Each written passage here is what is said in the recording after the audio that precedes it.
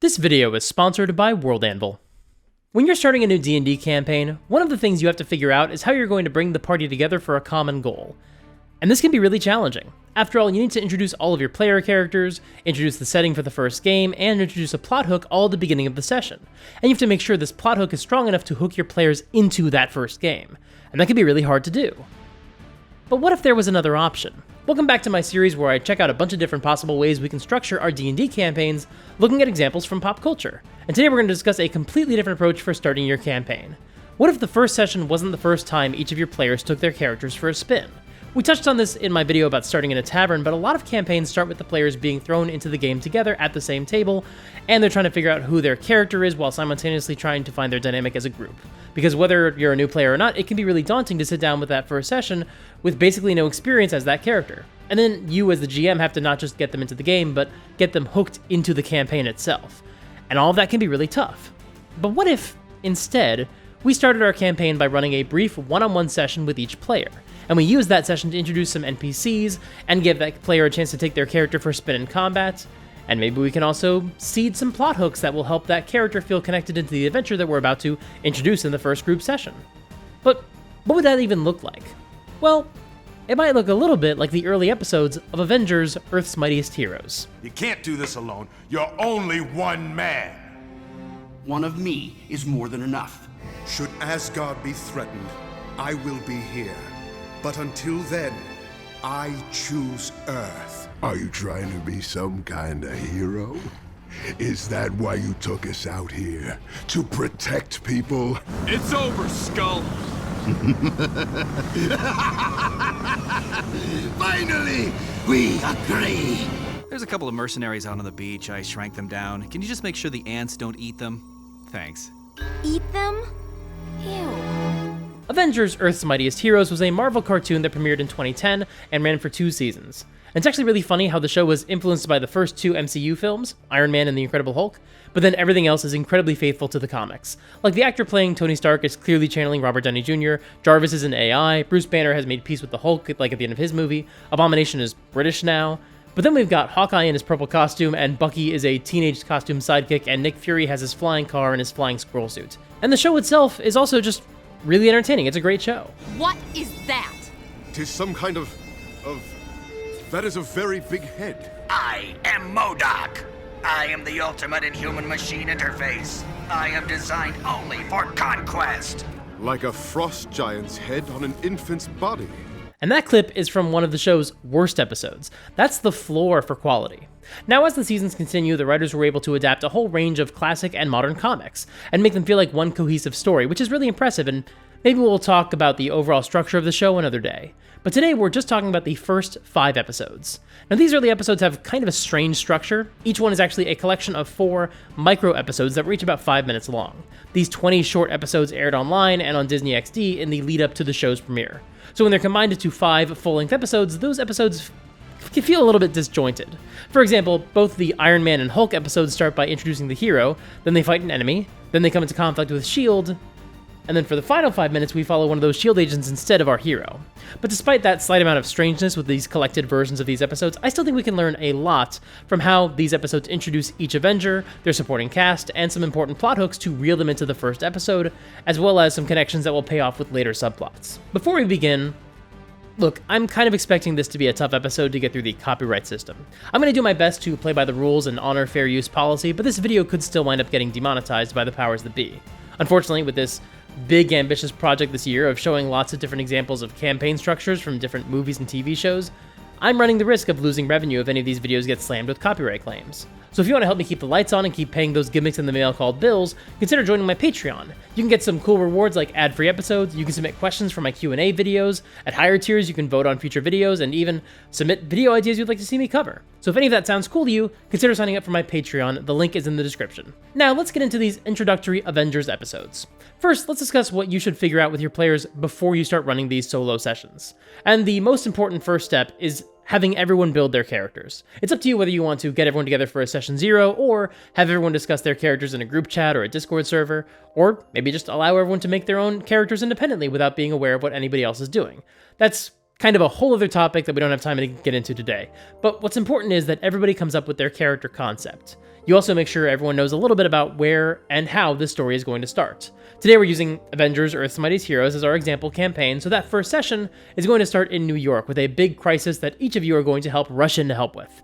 In fact, you might even tell them that it's going to start with a prison break. I would honestly recommend that, actually, to make sure that they get the best experience possible, as we'll see from some of these examples.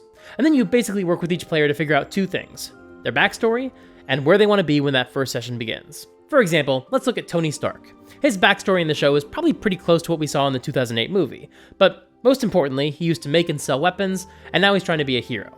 And he's also trying to track down all this technology that made it into the wrong hands. And for the first session, his goal for that prison break is to capture the classic trope of being surrounded by bad guys he put in prison. He doesn't want to be captured himself, he just wants to be in the middle of a bunch of villains he helped to put away. So that tells us that in his first session, he should be focused on two things: finding his technology in the wrong hands, and putting bad guys in prison. Meanwhile, Hulk and Hawkeye want to bust out of prison, so we'll spend their solo session getting them behind bars. And Ant-Man is going to rework his entire character concept around the idea of being tied into the prison itself, as we'll see when we get there. It's also helpful to ask each player what their character wants. Like, what is their motivation? What goals do they have? And how will being a part of a team help them get it? Again, using Iron Man as our example, Tony Stark is looking for someone he can trust to help him with his massive mission he's undertaken. And so we need to use that first session to put him in a scenario where his player feels validated that there is nobody else he can trust besides the other players. On the other hand, Thor just wants to protect the people of Midgard, so in his one-shot, we're going to see how we'll highlight that goal. And so once you have all this information from your players, you have what you need to create one-shot adventures. And these are designed to do a few things. First, and most importantly, give each player a taste of combat so they can take their characters for a spin. It just really helps them ease into the game a little bit if there is a lot less pressure and they've had a chance to sort of familiarize themselves with their character sheet. Second, help establish their status quo after the events of their backstories, but before the inciting incident of the first main session. Third, put them in whatever position they need to be in for that first game. And fourth, prime them as best we can to be ready to join up with a team. And so the GM goes off on their own to create these introductory one-shots, starting with Iron Man.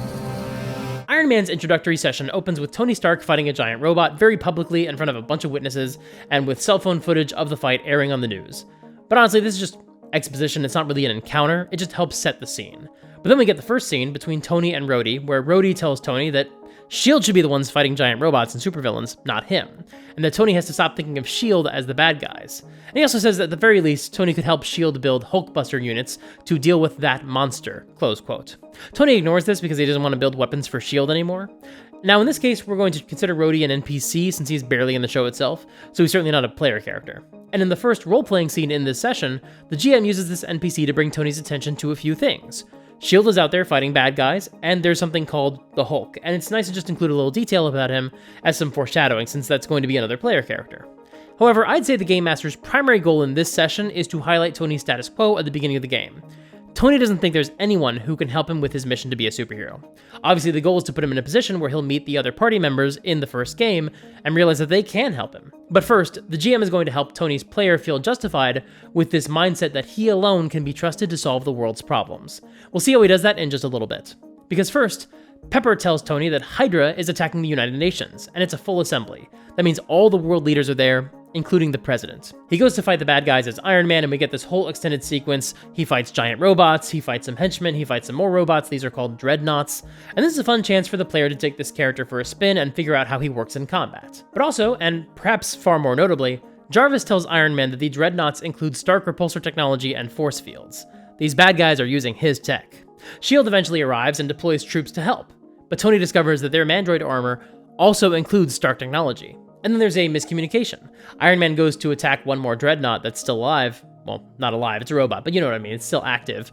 But the S.H.I.E.L.D. agents think he's attacking them, so they attack him in return. But he still defends those agents from the last dreadnought. And Nick Fury, watching from the helicarrier, realizes that Iron Man saved his agents' lives. So Iron Man and Nick Fury have a tense meeting, and Tony accuses S.H.I.E.L.D. of having a mole, because someone in that organization leaked Stark's technology to Hydra. And this scene is here so the GM can help to justify Tony's attitude that he feels like he has to be a one-man army. Obviously, if there's a big organization like S.H.I.E.L.D. in your setting, you kind of have to come up with a good answer for why the heroes aren't going to keep calling them in to solve all their problems. That's something that the MCU actually had to grapple with as well. But the GM here understood that, and so he offered Tony a really solid reason. You can't trust them. yes, you can't do this alone, and Nick Fury makes that incredibly clear to Tony. You've seen what's out there. The tech Hydra's got supervillains coming out of the woodwork, monsters like the Hulk. We need Tony Stark more than we need some armored vigilante. And once again, check out how the Game Master is foreshadowing a lot of upcoming threats that will appear throughout the campaign, and includes another reference to the Hulk as well, so Tony will know who that is once they cross paths in Session 1. But the main point of this scene is clear, sending the message to Tony, and his player, that he can't do this alone. But of course, the GM has also made it clear that S.H.I.E.L.D. isn't going to be a useful ally. Even if someone in the organization wasn't sneaking his technology into the hands of an evil faction of bad guys, S.H.I.E.L.D. still tried to attack Stark when he was just trying to help them, and players don't tend to trust any faction that does that. And actually, I think the fact that these soldiers tried to take Stark down over a misunderstanding was probably a really smart move from the GM. Because normally, I hate the whole trope of a simple misunderstanding leading to a whole big-ass fight that could have been easily avoided.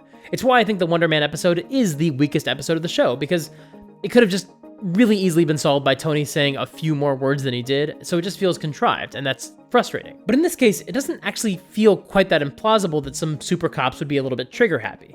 And by having them fire on Iron Man when he shouts, "Look out," and aims for the bad guy behind them, well, that sends the message to Tony's player that he can't trust this faction. So that's a really efficient way of making sure your player knows that they can't just rely on S.H.I.E.L.D. to solve their problems. And then Tony goes back to hang out with his friends, and Rhodey once again drives the point home for him. The whole world doesn't have to rest on your shoulders. Yeah, it does. I mean, I know you guys are always there for me, but against this, who's gonna help me? And with that, this first mini-session with Tony's player has done everything it was supposed to do. Tony's player got to take the character for a spin in combat, he met Nick Fury, who will be a very important NPC in the campaign, and he's received a clear message from the GM. You should be on the lookout for allies who can help you take on all these threats. And then the final part of this episode follows Nick Fury and Maria Hill as they take the Hydra agents to be locked up in the Vault, the supervillain prison for tech-based criminals. And then, of course, one of the foot soldiers turns out to be a supervillain in disguise. It's the Grim Reaper, and he tries to break out Hydra's leader, Baron Wolfgang von Strucker. And in this scene, Strucker gets his hands, no pun intended, on his iconic magic item, a glove that functions as Strucker's prosthetic arm and allows him to steal life force from S.H.I.E.L.D. agents and restore himself to a more vital state. In the comics, this glove is called the Satan Claw. You can probably imagine why they didn't use that name in this cartoon for children. And he drains some health from Nick Fury and gives him his iconic gray temples from the comics, but Fury still manages to thwart Strucker's escape and lock Grim Reaper up in the vault. And then Maria Hill asks about the other supervillain prisons, and we hear the names of some of them. The Cube, the Big House, and a fourth that Maria doesn't even know about. And it's a shame that Nick Fury and Maria Hill are essentially NPCs, because it would have been awesome if another player in the group could have experienced all that. It would have put them into a really cool position for the campaign, where they'd already dealt with some other supervillains that Iron Man hadn't, and had more experience dealing with one of the supervillain prisons. But thankfully, we get some better examples later in this video of some episodes where the perspective shifts to that of another player character. But first, let's cut to the next player character to get a one-on-one introductory session. Thor! I bear a grim message from thy father, Odin. He calls you home. Asgard is under siege. Now, I want to be clear. I like most of the Thor movies. I like that first film a lot. I didn't hate Love and Thunder the way so many other people seem to, and I even mostly enjoy Thor: The Dark World. But unlike the Iron Man and Hulk episodes, this episode was very clearly created without nearly as much influence from the way Thor was introduced in his solo movie. So that's just my heads up to you that what we see here is a very different status quo for Thor. His solo episode begins on Midgard with the Wrecking Crew robbing a shipment of Stark tech, trying to get their hands on a gamma energy emitter, and mentioning that they have a boss who hired them to get it. We have Jane Foster introduced as a paramedic. In the comics, she was a nurse because Thor had an alter ego as a doctor, which thankfully every adaptation has completely dropped. So this show made Jane a paramedic since that gives her a good excuse to get her out into the field, where she can still interact with Thor, but in battle and during the cleanup scenes. And when we meet her, she's willingly throwing herself into danger to protect civilians, while her partner cowers in the ambulance. Then Thor shows up and he fights the Wrecking Crew and saves the day. After the fight, Thor is impressed that Jane was willing to head into the fight to help people without any regard for her own safety. This is a really solid way to introduce a love interest, by the way. Give them a shared interest and shared values. And in the case of a superhero story, demonstrate that this love interest isn't some shrinking violet. Sure, she's briefly held hostage by the Wrecker, but that's not because she's his love interest, it's just because she's a nearby civilian. And it also doesn't change her answer. She doesn't seem to have any regrets about helping people, even if it's dangerous, which it very clearly is. This is honestly a great way to make a player like an NPC. I could stand to steal this trick for some of my own games. Of course, before Thor gets a chance to shoot his shot, Heimdall opens a portal and says Asgard is under siege, and Odin has called Thor home. Thor jumps through the portal, and we see Loki leading an army of frost giants to attack Asgard. Heimdall tells us that Odin is weakened since the Odin sleep is nearly upon him, which once again happens in the movie. It seems like writers really like to sideline Odin because otherwise he would be able to solve way too many problems. I actually made a video about why it's so important to destroy the hero's support system to ramp up the stakes of your adventure, and I've got kind of a spiritual sequel coming out later this year, so check that video out if you haven't watched it yet, because it's relevant to what we were just talking about. And also, Heimdall says he can't leave the bridge to go help Thor fight the warriors, so once again, that kind of does the same thing we just talked about. It takes away some of Thor's support. Now, some Asgardians are still fighting the Frost Giants, namely Sif, the Warriors 3, and Balder, who is Thor's best friend who's not in any of the movies for some reason. But they're getting their asses handed to them, until Thor shows up. He fights Loki, and once again, Loki is Thor's adopted brother who discovered the truth about his parentage, and now he wants revenge against Asgard for all of Odin's lies. And he blames Thor for choosing to remain blind to those lies. This is a clear sign that Thor's player came up with some complex NPCs for his backstory, and the GM wants to honor that. So Thor and Loki fight, Loki loses, and Thor brings him before Odin. Loki mouths off in front of everybody, talking about how Asgard will fall, and he'll laugh at seeing Odin and Thor in chains. But then Odin banishes Loki to the Isle of Silence and teleports him away. So we've introduced a bad guy, and then he's been taken off the board, so we don't need to worry about him anymore, right? That's how it seems to me. Seems like we're done with Loki. So now that Loki is definitely gone for good, and he'll never show up in this show again, Odin says he's about to go into the Odin sleep and sleep for a week to restore his powers. But because Odin is going to be incapacitated, he asks Thor to stay in Asgard. And while Iron Man's core conflict was about finding someone to trust to help him fight crime, Thor's is about finding a balance between his duties to Asgard and his devotion to Midgard. Thor doesn't sit here and list off the specific dangers Earth is facing, the same way Nick Fury did, but his point was the same. There are a bunch of new dangers threatening the people of Earth, and he needs to take care of them. Of course, Odin points to Thor's recent experience as evidence of exactly why the humans aren't these simple sheep he makes them out to be. Balder tells me the humans are more capable than you give them credit for. You saw the valor in the human, Jane Foster. And of course, you were watching me. I will always be here to protect Asgard, but I will not play this game. Now, if you're trying to get someone to stick around, admitting that you've been spying on them isn't usually the way to go. That does not typically foster a lot of trust, no pun intended. But remember, as the Game Master, we want Thor to leave Asgard and return to Midgard, because that's where all the other heroes and villains and adventures are. We need to get Thor back on Earth before the first episode so he can be present for the inciting incident. So we make Odin say something that's probably going to get a pretty strong reaction from Thor. And indeed, that's exactly what happens. Loki is not wrong, Father. You toy with us all, telling us whatever you need to in order to keep us under your heel. You could have stopped Loki's attack before it started. Enough! You dare defy me?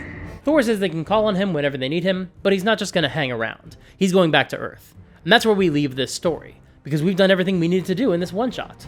Thor got to fight some supervillains and some frost giants, we've introduced a supporting cast that may call on him for help at some point, we've played out some family drama, and we've explained why this strange traveler from another world is going to stick around on Earth. Of course, once again, the last few minutes of this episode focus on something Thor's player doesn't see. Because I may have fibbed a bit. We're not actually done with Loki. We cut to the Isle of Silence, and Loki sits and reminisces about everything he did to get here. He rallied the Frost Giants to attack Asgard, claiming the Asgardians were planning to wage war against the Giants and wipe them all out, and so they needed to make a preemptive strike. But he also posed as the leader, a Hulk villain, who incidentally had been foreshadowed at the end of the 2008 movie, so there's some brand synergy going on there. I think he's actually going to be in the new Captain America movie that should be out in a couple of days. And then he hired the Wrecking Crew to steal the gamma energy emitter for him. So he engineered the first crisis Thor dealt with in the episode. Then another Asgardian, Amora the Enchantress, posed as a civilian on Midgard and told Thor about the attack on the docks, sending him into the conflict with the Wrecking Crew. And then she reported back to Loki because this was also part of his plan. And then Loki posed as Balder, Thor's best friend who isn't in any of the movies for some reason, and told Odin that Thor seemed to be getting more arrogant, treating the mortals like children. And he said it's possible a mortal named Jane Foster has caught Thor's eye, and that's why he's staying on Midgard. So Loki set up a scenario for Thor to be the hero on Earth, which Thor could use as justification for why he needs to stay. But Loki also told Odin just enough about it to frame Thor as reckless and arrogant. But in order for them to have an argument about it, Thor needs to be back home. So thus, Loki arranges the Frost Giant attack to draw Thor back to Asgard, and then Loki allows himself to lose so Thor and Odin can get into a room together and have this fight. So this master plan of misdirection was actually pretty straightforward. He just wanted his dad and his brother to bitch at each other, so his brother would storm out of Asgard. The villain wants the same thing as the GM, and the same thing as Thor's player. They all just want Thor to go to Earth for the full campaign. And then Loki is visited by Amora along with another Asgardian, Scourge the Executioner. Amora casts a spell that allows him to speak in the Isle of Silence, and Loki confirms that this is just the beginning of his evil plan. No one is ready for what comes next.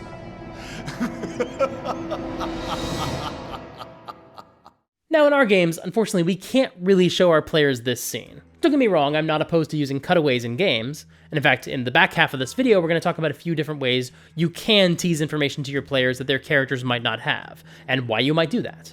But something like this is just way too big a spoiler to give your characters in a cutaway.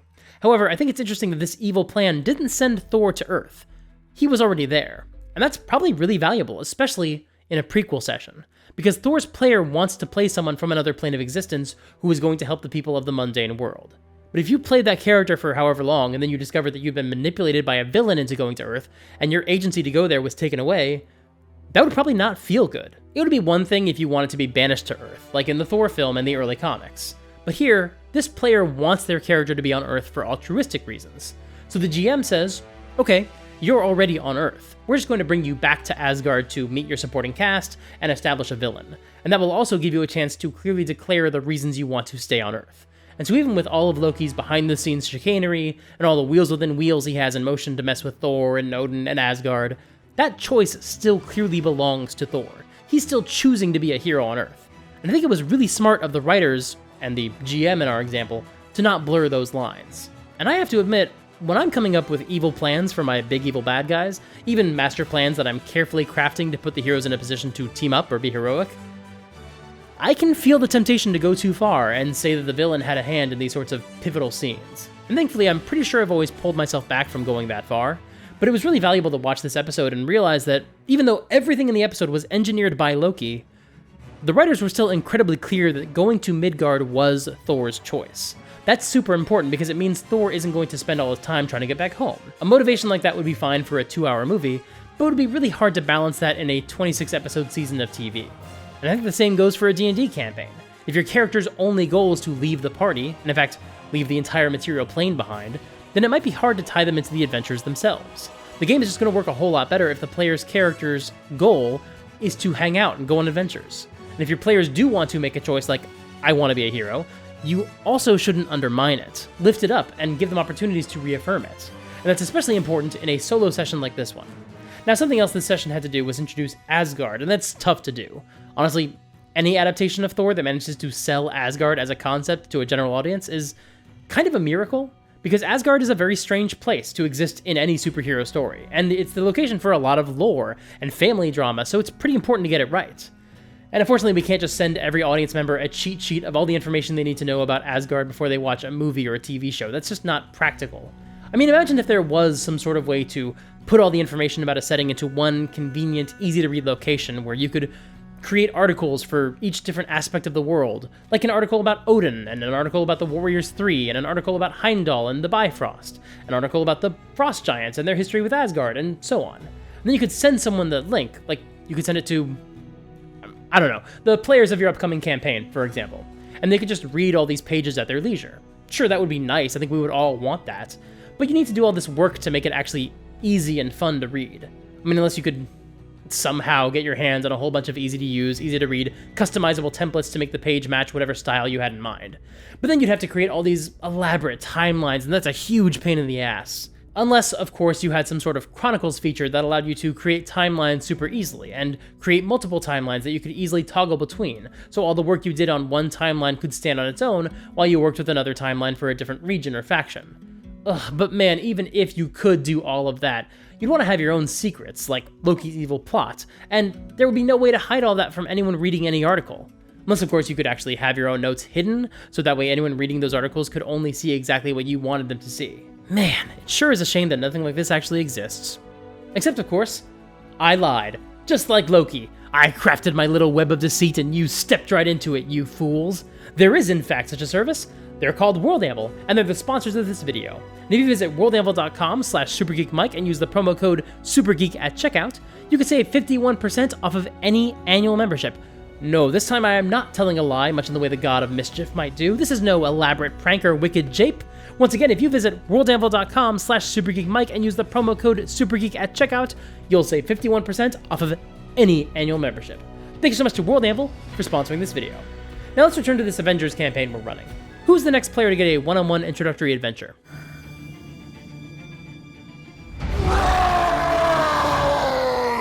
Perfect, it's a Hulk session. Except, not quite. This is actually a one-shot for 2 main characters at the same time. We'll get to that. Because this absolutely starts as a dedicated Hulk episode. Bruce Banner comes to Las Vegas, ducking the cops and trying to remain calm. His eyes change to green, but he tells himself to breathe and stops the transformation. Meanwhile, Thunderbolt Ross drives some fancy tanks through the streets looking for Hulk. These are the Hulkbuster units. And all this is inspired by everything the player told the GM about what his day-to-day life is like, and what his status quo is after the events of his backstory. It's also heavily influenced by the events of the 2008 film. This is basically the exact status quo as we saw in that movie. But now we get into the new stuff. Essentially, the sequence of events that will push the Hulk into the position he needs to be in for the beginning of the campaign. He goes to a diner and sits down next to a man he's been trying to track down, Carl Crusher Creel. Creel emits low levels of gamma radiation, and Bruce was able to track it since he's kind of an expert on the subject. You may have heard. He clarifies that he's not with S.H.I.E.L.D., he just wants to ask Creel about prison, because Creel escaped from a supervillain prison called the Cube, which is designed to hold prisoners who have been exposed to a lot of gamma radiation, aka a bunch of the Hulk's villains. And Bruce wants to know what Creel knows about the gamma experiments taking place at the Cube, because his concern is that the wardens aren't trying to cure the prisoners, but instead that they're just trying to turn them into weapons. So this is what brings Bruce into the orbit of these supervillain prisons. He wants to make sure his arch-enemies aren't being used by the government to create more Hulks. But of course, what is the first reason I listed for running these sessions? What is your number one goal when running a solo session for your players? To give the player a chance to take their character for a spin in combat. So Creel just starts beating Bruce's ass, because he wants to fight and defeat the Hulk. Creel is actually the Absorbing Man, which, fun fact, was the power set used by the villain in the 2003 Hulk movie. So once again, the show's creators are sticking with villains the audience is more likely to be familiar with. Even though the show came out in 2010, and the average viewer would have been probably around 7 to 12 years old, so in 2003 they only would have been...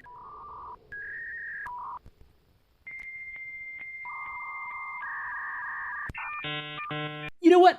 Let's stop doing math. We already do enough math in this hobby anyway. We don't have to do it as part of these videos too. I don't have to think about the fact that I got my first kiss at the 2003 Hulk movie, and some of you might not have even been alive yet when that movie came out. I don't want to hear about that. Don't tell me. Creel says Hulk has gone soft. He wants to be a hero, apparently. Again, that is useful to establish in this first session. Sure, Hulk might be a giant monster, but we're also about to team him up with a bunch of superheroes. So in his introductory session, we need to establish that he does want to do good. But he's going to have a hard time doing this because nobody trusts him. Those people you're protecting, they think you're more of a monster than me! So we're establishing what the Hulk needs. For people to trust him. Something he won't be able to do on his own. Hulk starts winning this fight, but then Ross attacks with his Hulkbuster units. They fight for a while, and it's very cool, but then S.H.I.E.L.D. shows up and pulls rank on Ross, telling him to fall back. And at this point, we meet our second player, who's been at the table this entire time, and is also introducing his character in this same session. Tick, tick, boom.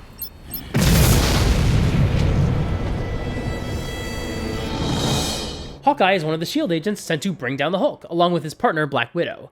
They both attack the Hulk, and there's another cool fight, but as they're fighting, Ross violates his orders and commands a missile to be launched at the Hulk, ignoring the fact that the S.H.I.E.L.D. agents would likely die in this attack. Hulk sees this missile coming, and this gives him a chance to demonstrate that he's a hero. He jumps into the path of the missile and detonates it early, so he takes the impact on his own, and no one else is harmed.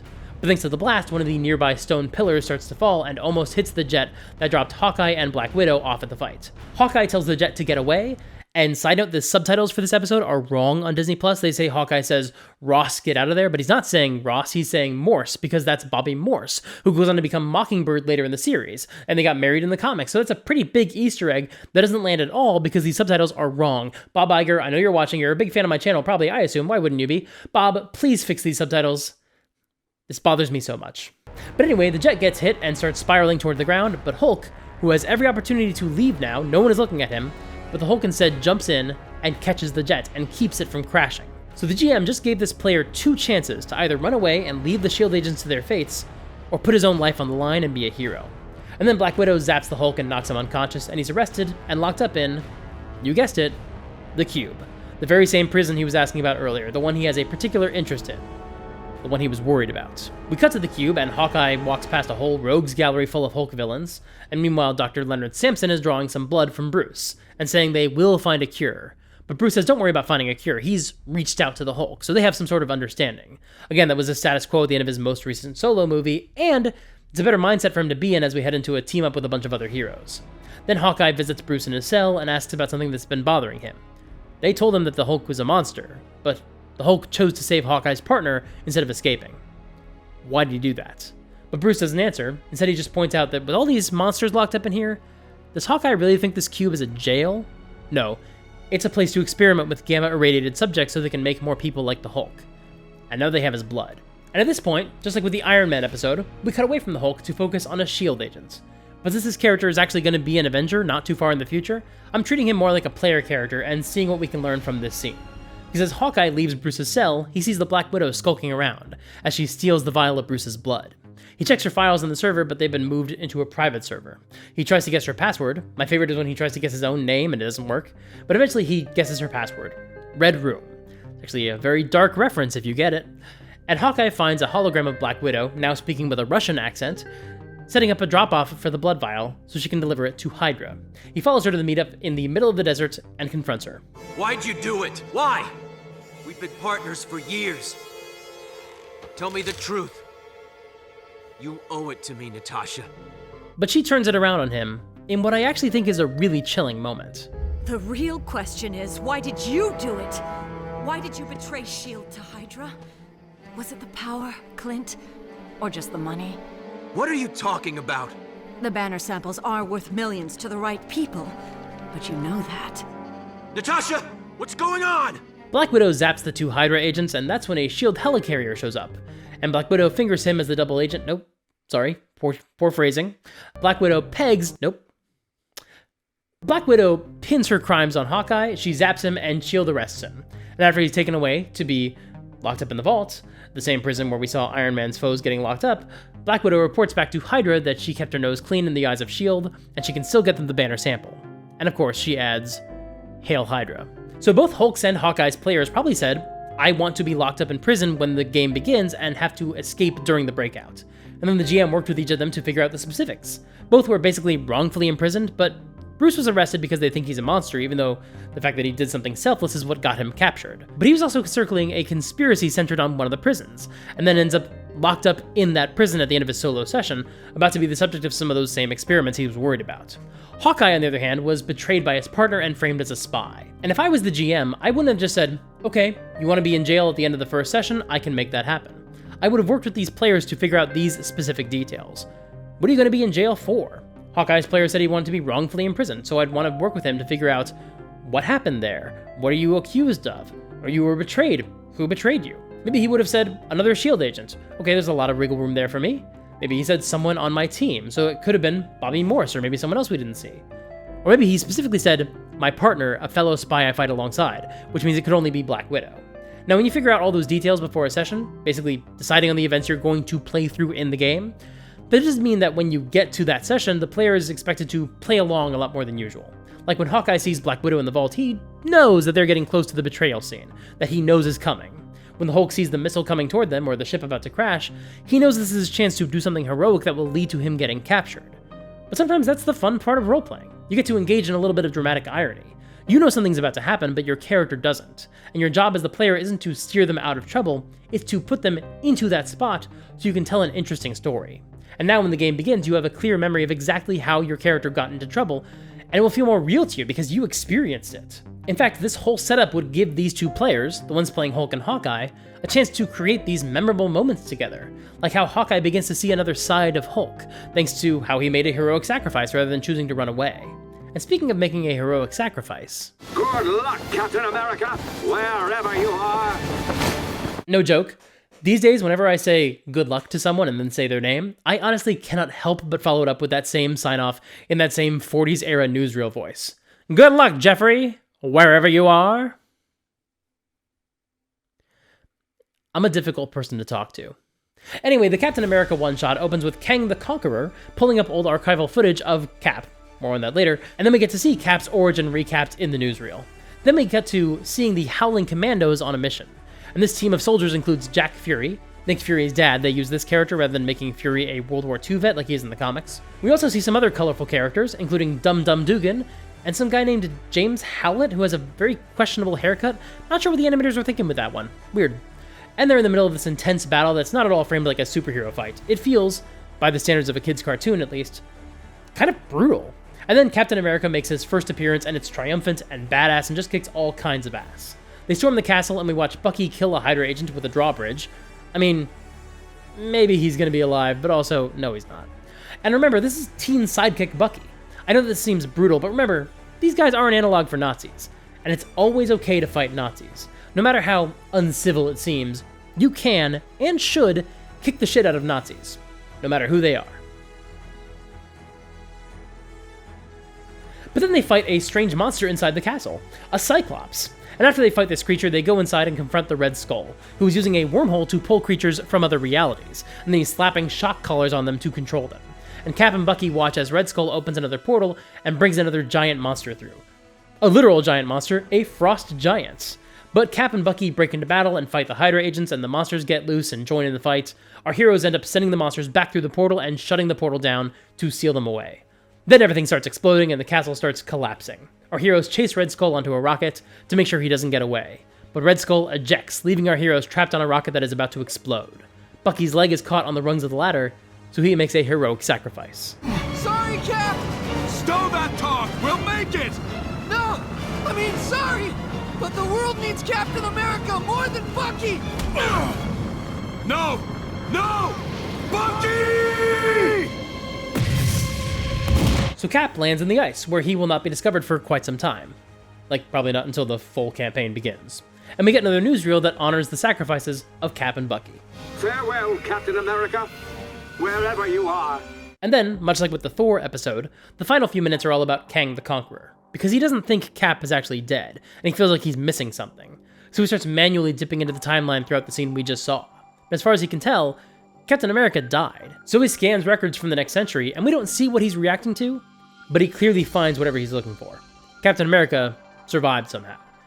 And the reason this is relevant is because Captain America is responsible for Kang's entire world dying. I did not conquer the Earth just to see it wiped from existence. As it turns out, Kang's world, literally his entire timeline, is actually dissolving, and his love interest, Princess Ravonna, boards Kang's ship just as it's rocked by another time disturbance. This disturbance hits Ravonna, and she collapses. The ship jumps away just as the entire Earth is destroyed by temporal disasters. Kang and his crew arrive in the 21st century, but Ravonna is still unconscious, and she's actually flickering in and out of existence. But now, Kang has a clear goal. I'll save you, my love. I'll save our entire timeline. Even if I have to conquer this time to do it. Now this is another scene that you can't really show the players. It's way too big a spoiler. It doesn't just foreshadow Kang coming to invade, which would be bad enough, but it also foreshadows some stuff with Captain America that doesn't happen until Season 2 of this show. But there is a moment where the GM drops a hint to the players about what's going on. When Kang starts scrubbing through the timeline manually, Bucky catches a glimpse of him. And yes, Bucky is essentially an NPC, so this analogy would work a little bit better if Cap saw it, or if Bucky was being played by a guest player, or one of the other players subbing in as Bucky for this one session, all of which would totally work, by the way. You could do that. But regardless of those specific details, I love this little hint. Just catching a glimpse of some mysterious figure for half a moment. Because honestly, this is all you need. Just give the players the barest hint that something hinky is happening. Maybe they'll remember it, or maybe they won't, but it'll still tell them that you're setting something up that is important. And that will help them put their trust in you, knowing that you're cooking something up. We'll actually talk much more about that very soon when I do my Doctor Who video. But first we have to cover the 5th and final Avengers episode. Well, final of these introductory episodes. And this is another one with 2 players at the table. Maybe you should come work for me, Ms. Van Dyne. The Wasp, agent of S.H.I.E.L.D. I like it. This episode opens with Hank Pym studying a sample of vibranium when he's ambushed by Ulysses Claw and a gang of mercenaries who happen to look exactly like the cast of Predator. This show rules. Claw wants the vibranium and all of Pym's research, and Pym very reluctantly gets into a fight with them. Nobody wants to talk things out anymore. Disappointing. He shrinks down, beats them up, and then shrinks the entire base, so when they leave the room, they're very, very small, and they're surrounded by horrifying tiny monsters, commonly known as bugs. We cut back to New York, and as Hank is in the middle of his research, Janet Van Dyne, who is paying for all his research, and the two of them are also kind of little bit interested in each other maybe? Well, she sees a disturbance in the street and goes to confront it, and she ends up fighting a supervillain named Whirlwind, taking him down almost completely single-handedly, although Ant-Man helps by summoning a swarm of ants. He also explains his position, that their powers are better suited for scientific discovery rather than fighting crime when they're not trained in that, and there are authorities who can handle this sort of thing better than them. But Wasp insists that the cops can't handle supervillains like Whirlwind. Plus, unlike Hank, she thinks fighting crime is fun. Then we cut to Whirlwind getting locked up in another supervillain prison, called the Big House, where the guards are all robots named Ultron. Cool name. Cool robots. Whirlwind shorts out his power dampener and tries to break out, but then he's smashed by a giant finger coming in through the skylight. Because the Big House is actually a tiny prison on the helicarrier, and all the prisoners are miniaturized. So even if they do manage to break out, there's not a ton they can actually do about it. So that's how Hank's player wanted to be connected to these supervillain prisons. Hank created one of them, and he staffed it with his robot sentries. But you might have noticed this has some troubling implications when it comes to one of its heroes. If Ant-Man has created a prison, and prisoners are just getting locked up in it, then he's kind of advocating for just throwing bad guys in prison and throwing away the key. Something that is very helpful in keeping supervillains in play for an ongoing narrative, but is a really terrible way to actually rehabilitate them. But thankfully, this version of Hank is fully aware of those implications. I created it to help people whose genetics have been altered. They need cures, and criminals need rehabilitation, not punishment. I can't help but notice that not a single person has been discharged yet. So Hank Pym is not deliberately participating in the prison industrial complex. He's trying to use the Big House to restore the lives of his residents, not to turn them into super criminals trapped behind bars for the rest of their lives. And honestly, based. Fury asks Ant-Man and the Wasp to work with them, but Pym isn't interested in being their superhero soldiers. He doesn't even like violence at all. Now, Nick Fury basically tries to argue that it has to be this way because Whirlwind is such a bad guy. After all, he was stealing a sonic disruptor, and he was working for Ulysses Claw, the same guy Hank Pym fought at the beginning of the session. The implication there being, if you're okay fighting Claw, then you should be okay fighting Whirlwind. And he basically scolds our heroes for caring about the villains being treated well? Not a great way for Fury to get them on their side. Which, once again, is the point. As Game Masters, we don't want to convince Ant-Man and the Wasp to join S.H.I.E.L.D., so we functionally need to close that door here before the first session. But then we cut to Whirlwind in his cell, freaking out and demanding to be freed. But next door, his neighbor is the Mad Thinker, and he says there's no need to even try to break out, because he's done the math. This is one of 4 major supervillain prisons, each holding some of the most powerful criminals on the planet. Catastrophe is inevitable. All systems break down. We will be free, and soon. Now, I talked earlier about these cutaways to villains and how you don't want to show them to your players because they just contain way too many spoilers. But I think this is exactly the kind of thing you could share with your players, because it's a really brief scene and it just reaffirms what the players already know, that there's going to be a prison break in the first session, which you already told them.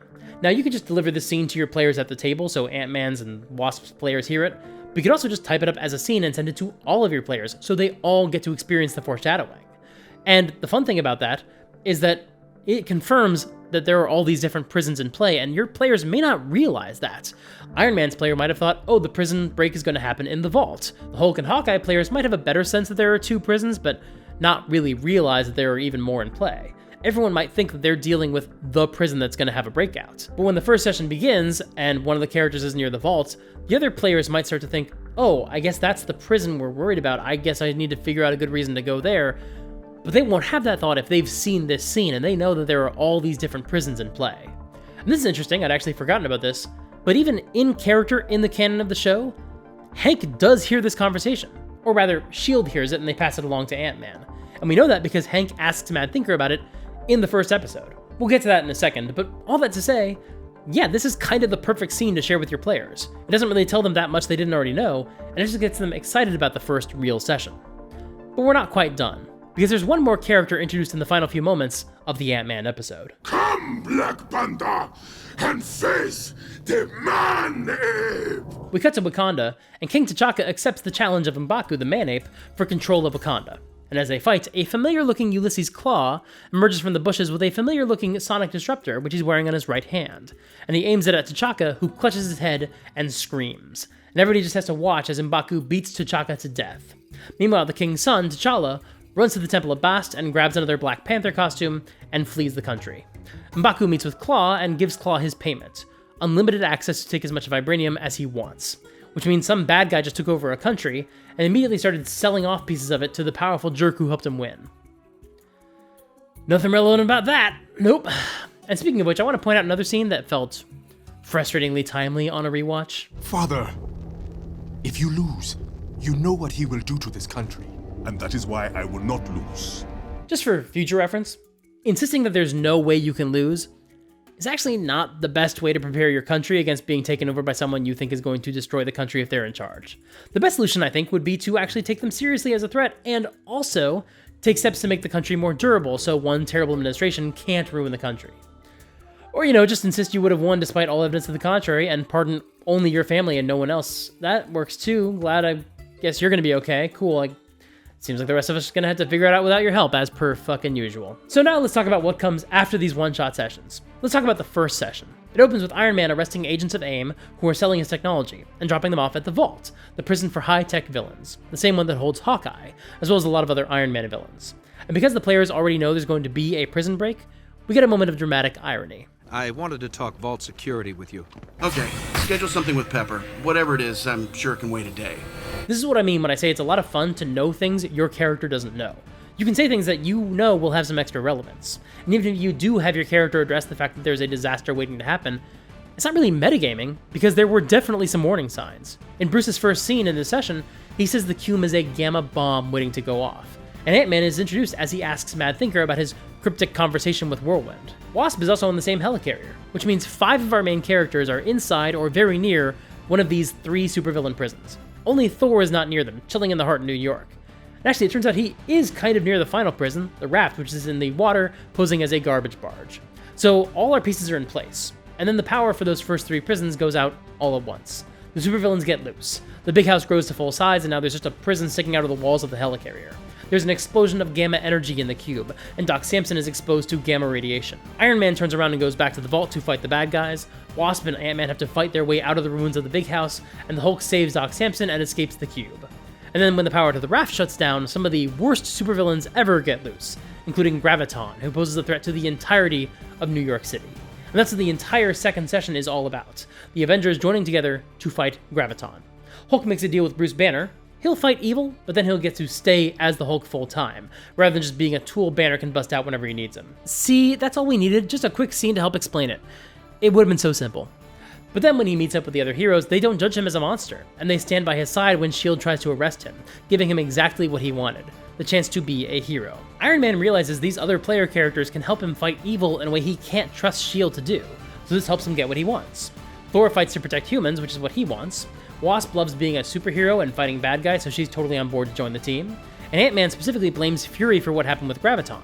Fury basically created him by trying to make super soldiers, and then made it worse by locking Graviton up for a decade without, actually trying to rehabilitate him. But we know Ant-Man wants to help these villains.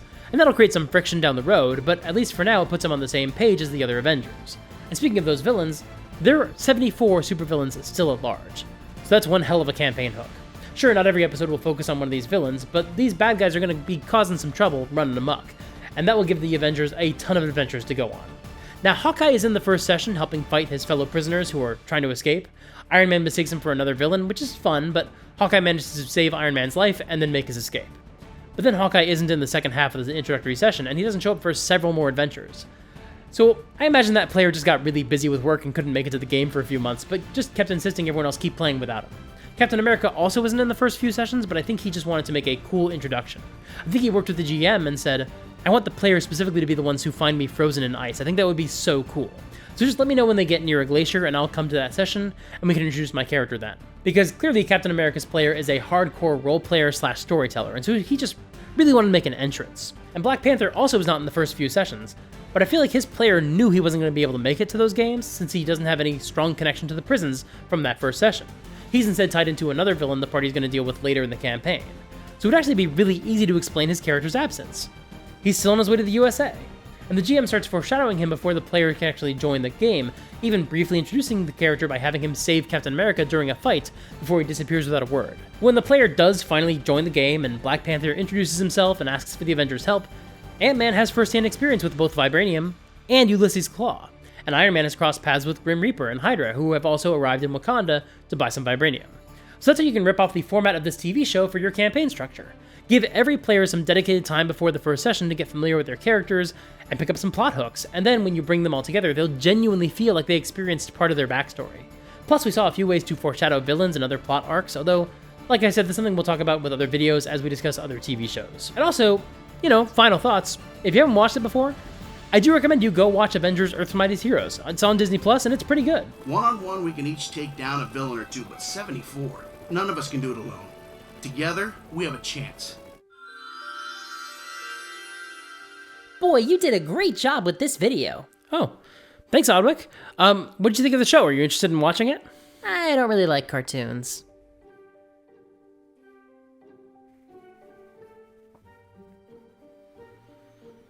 Okay.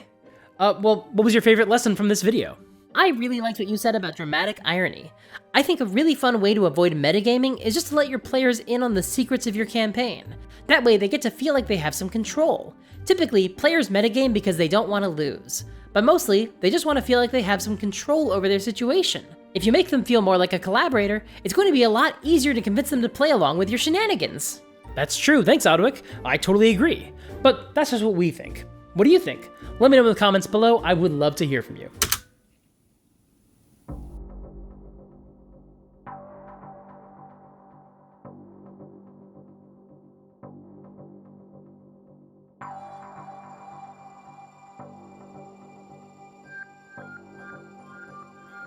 Soon.